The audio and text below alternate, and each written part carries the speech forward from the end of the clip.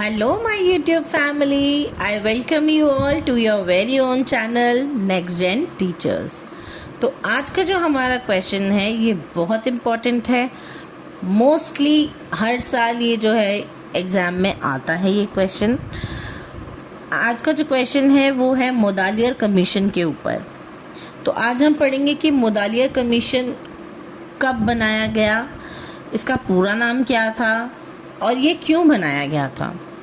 Basically Mudaliar commission जो है वो बनाया गया था 1952 में और ये एक साल के अंदर इन्होंने अपना काम करके सबमिट कर दिया था. ये पॉपुलरली जो है नोन है ए लक्ष्मण स्वामी के नाम से, लक्ष्मण स्वामी मुदालियर कमीशन के नाम से, जो कि अपॉइंट किया गया था गवर्नमेंट ऑफ इंडिया के द्वारा सन 1952 में. अब मुदालियर कमीशन के अंदर इन्होंने बताया कि एजुकेशन सिस्टम के अंदर जो है बच्चों के एग्ज़ाम जिस तरीके से लिए जाते हैं उस पैटर्न को चेंज किया जाए. सेकेंडरी जो एजुकेशन है बच्चों की उसको चेंज किया जाए. बच्चों को एक अच्छा नागरिक बनाने के लिए और उनको जो है अच्छी एम्प्लॉयमेंट दिलवाने के लिए जो है इनको काम करना था. इसीलिए इन्होंने अपने टाइम में बहुत सारे चेंजेस किए. So the Secondary Education Commission 1952 to 1953, popularly known as A. Lakshman Swamy Mudaliar Commission, was appointed by the Government of India in 1952 to examine the problems of secondary education. Secondary education से related जितनी भी problems थी उनको जो है examine करने के लिए मुदालियर कमीशन को बनाया गया था. एंड सजेस्ट इम्प्रूवमेंट, और उन ना ही सिर्फ प्रॉब्लम्स को एग्जामिन करने के लिए बल्कि उनके लिए बेटर जो है इम्प्रूवमेंट, उनकी बेटर इम्प्रूवमेंट के लिए सजेशंस के लिए भी उनको हायर किया गया था. The commission submitted its report in 1953 and played an important role in shaping the development of secondary education in India. अब 1953 में इन्होंने अपनी रिपोर्ट जो है उसको सबमिट किया ताकि जो है सेकेंडरी एजुकेशन को अच्छे तरीके से शेप किया जा सके ताकि वो डेवलप हो सके. The commission focused on improving the structure, curriculum, methods of teaching and administration of secondary education. अब इस कमीशन का मेन फोकस जो था वो था जो एजुकेशन का स्ट्रक्चर है, उसका करिकुलम है, उसके मेथड ऑफ टीचिंग है, एडमिनिस्ट्रेशन कैसा काम करता है, ये सब चीज़ें जो है सेकेंडरी एजुकेशन में किस तरीके से बेहतर हो सकती हैं, ये कमीशन का काम था. Aim of secondary education. The commission suggests that secondary education should aim at developing democratic citizenship, promoting vocational efficiency, developing personality and character, encouraging leadership qualities and social responsibilities. Education should prepare a student to become responsible citizen and contribute to society. अब secondary education के अंदर इनका जो main motive था commission का ये था कि वो चाहते थे कि हर एक जो स्टूडेंट है वो अपने वोकेशनल एफिशिएंसी को प्रमोट कर सके और डेमोक्रेटिक सिटीजन बन सके, जो है अपनी कंट्री को कंट्रीब्यूट कर सके और एक रिस्पॉन्सिबल सिटीजन बन सके और उसके अंदर लीडरशिप क्वालिटीज़ भी हों.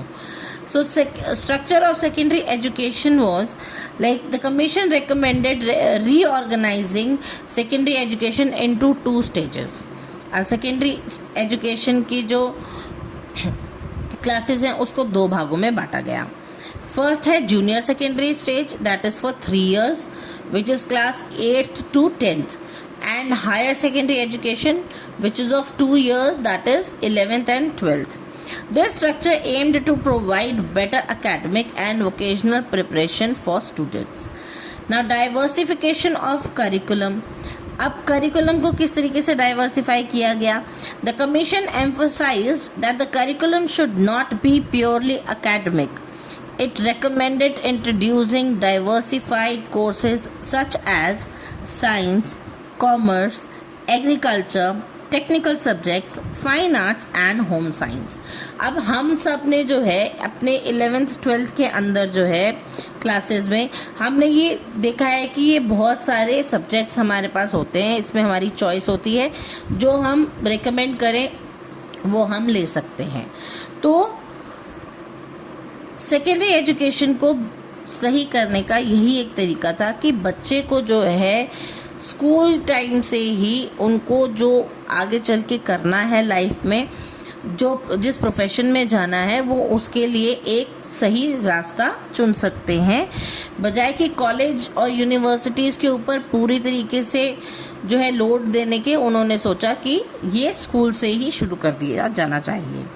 This would help students choose subjects according to their interests, abilities and future careers.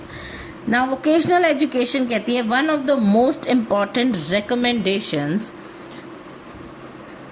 was the development of vocational education. The commission suggested introducing vocational courses in secondary school,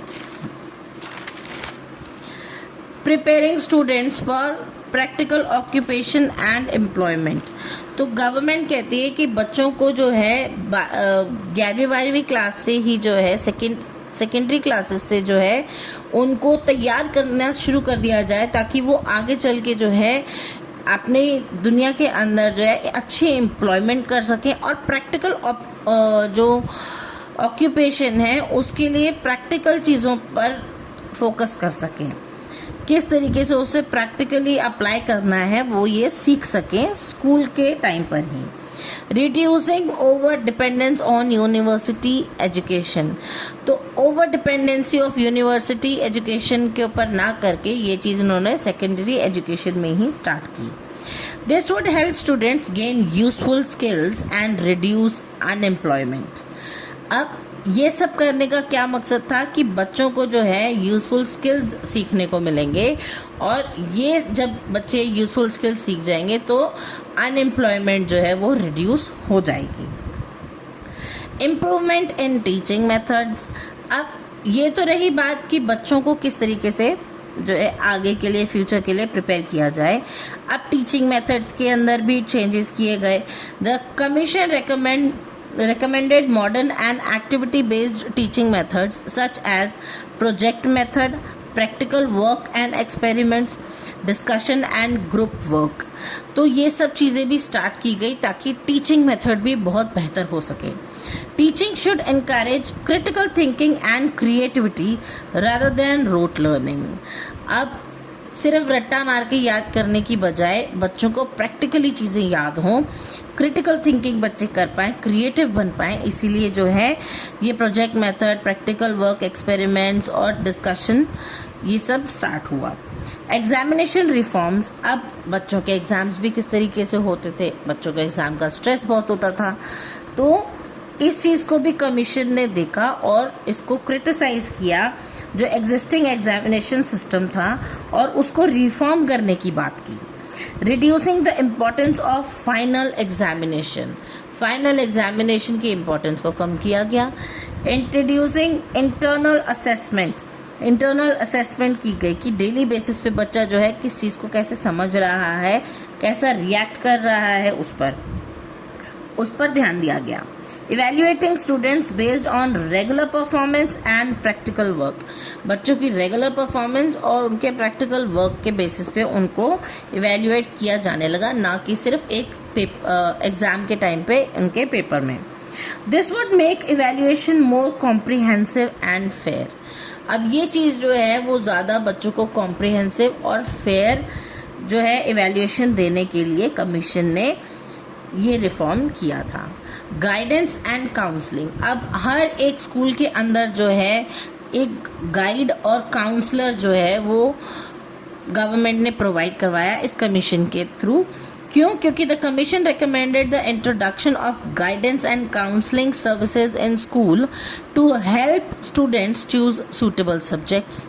अब different subjects होने के कारण बच्चे बड़े confuse हो जाते थे, तो बच्चों को सही रास्ता दिखाने के लिए उनके लिए काउंसलिंग स्कूल के अंदर और गाइडेंस सर्विसेज प्रोवाइड करवाई गई, ताकि वो अपना करियर जो है, अपने करियर की गाइडेंस जो है वो अच्छे काउंसलर से उनकी गाइडेंस की वजह से ले सकें।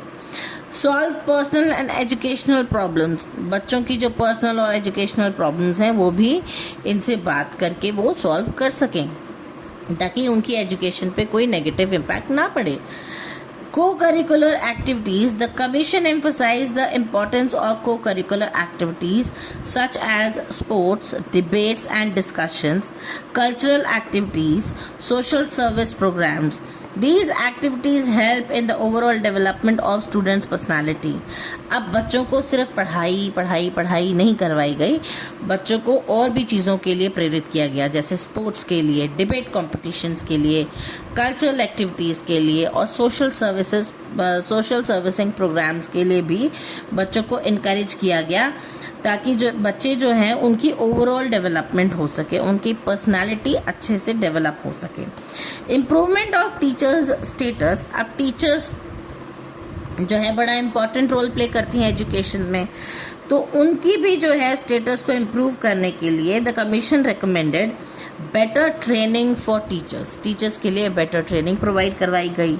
Improved salary and service conditions, opportunities for professional development के लिए भी अपॉर्चुनिटीज़ मिली, सैलरीज और सर्विसेज कंडीशंस को भी अच्छा किया गया और टीचर ट्रेनिंग भी प्रोवाइड करवाई गई टीचर्स को। This would improve the quality of teaching, अब ये सब करने से टीचर की जो टीचिंग की क्वालिटी है वो इम्प्रूव होने लगी। स्कूल एडमिनिस्ट्रेशन, अब स्कूल एडमिनिस्ट्रेशन का क्या काम था? School administration, the commission suggested improvements in school administration including better school facilities and infrastructure. अब स्कूल के अंदर जो है स्कूल की फैसिलिटीज़ और इंफ्रास्ट्रक्चर भी बेटर होना चाहिए। अगर बच्चे को हर चीज़ प्रोवाइड कराई जाएगी तभी तो बच्चा अच्छी एजुकेशन हासिल करेगा, तो इसीलिए बेटर फैसिलिटीज़ और इंफ्रास्ट्रक्चर बच्चों को प्रोवाइड करवाया गया।